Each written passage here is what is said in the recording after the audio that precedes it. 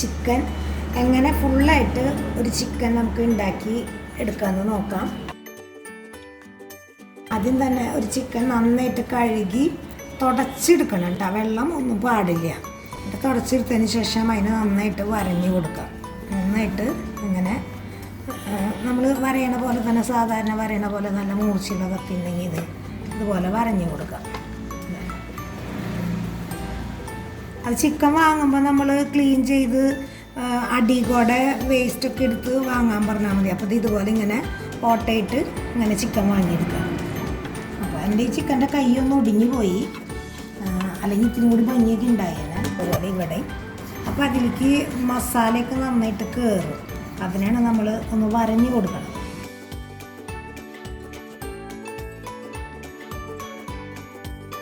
ഇനി നമുക്ക് അതിലേക്കുള്ള മസാല റെഡിയാക്കാം. അപ്പോൾ ആദ്യം തന്നെ നമുക്ക് ഒരു 5-6 പച്ചമുളക് അരിഞ്ഞതാണത്, ചെറുതായിട്ട് വട്ടത്തിലരിഞ്ഞ പച്ചമുളക്. അതോടുകൂടി ഒരു ഫുൾ ക്യാപ്സിക്കം, അതും ഇതുപോലെ തന്നെ ഒന്ന് ചെറുതായിട്ട് അരിഞ്ഞു.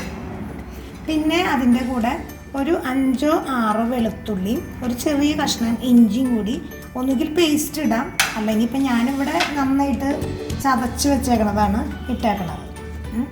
പിന്നെ നമുക്ക് കുറച്ച് ഉപ്പ് അധികം വേണ്ട, കുറച്ച് മതി.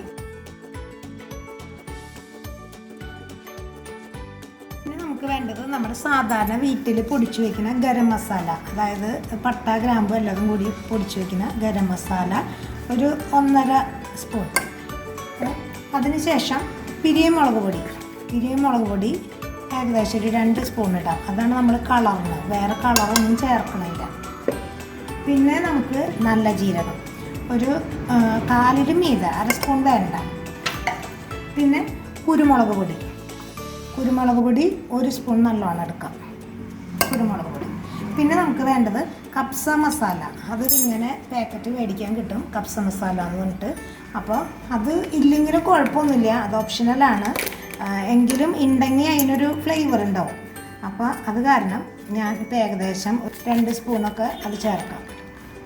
പിന്നെ നമുക്ക് വേണ്ടത് ഒരു 2-3 സ്പൂൺ ചൊറുക്കൊഴിച്ച് കൊടുക്കണം. ഇതൊക്കെ ഒന്ന് സെറ്റാവാനും കോഴി ഒരു മയാവാനും വേണ്ടിയിട്ട് ഇച്ചിരി ചൊറുക്കൊഴിച്ച് കൊടുക്കണം.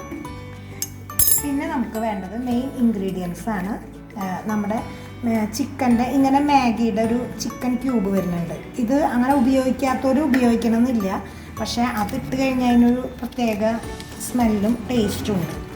അപ്പോൾ അത് നമുക്ക് സാധാരണ എല്ലാ കറികൾക്കും മസാലക്കറികൾ അങ്ങനത്തെ തന്നെ ഉപയോഗിക്കാം. അപ്പോൾ ഇതിൽ നന്നായിട്ട് ഉപ്പുണ്ട്. അപ്പോൾ അതുകൊണ്ട് നമ്മൾ ഉപ്പിടുമ്പോൾ ഒന്ന് ശ്രദ്ധിച്ച് ഉപ്പിടണം. നമ്മുടെ സാധാരണ അളവ് കപ്പിൽ 1 കപ്പ് സാധാരണ സൺഫ്ലവർ ഓയിലോ അല്ലെങ്കിൽ ഏതെങ്കിലും ഓയിൽ, വെളിച്ചെണ്ണ പറ്റില്ല കേട്ടോ, അതും ഇതിലേക്ക് ഒഴിച്ചു കൊടുത്തതിന് ശേഷം ഇനി നമുക്ക് നന്നായിട്ട് ഇത് തിരുമ്പി പിടിപ്പിക്കാം.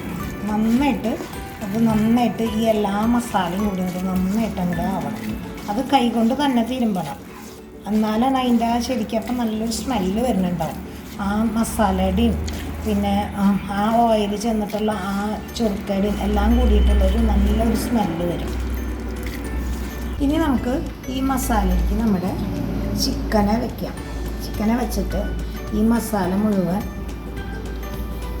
മുഴുവൻ ഇതിൻ്റെ എല്ലാ ഹോൾസിലേക്ക് നന്നായിട്ട് കയറ്റി കൊടുക്കാം.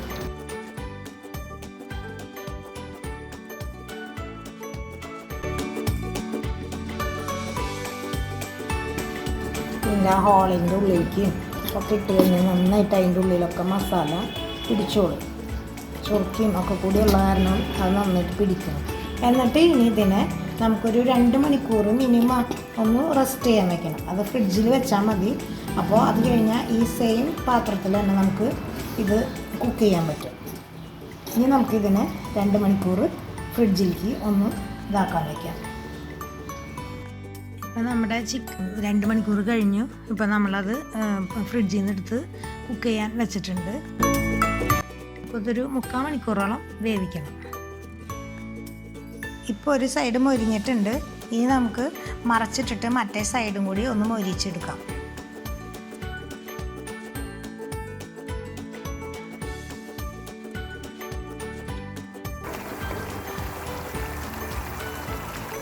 ഇനി ഇത് കുറച്ചും കൂടി നേരം സിമ്മാക്കിയിട്ട് വീണ്ടും മൂടി വെച്ച് പോകും.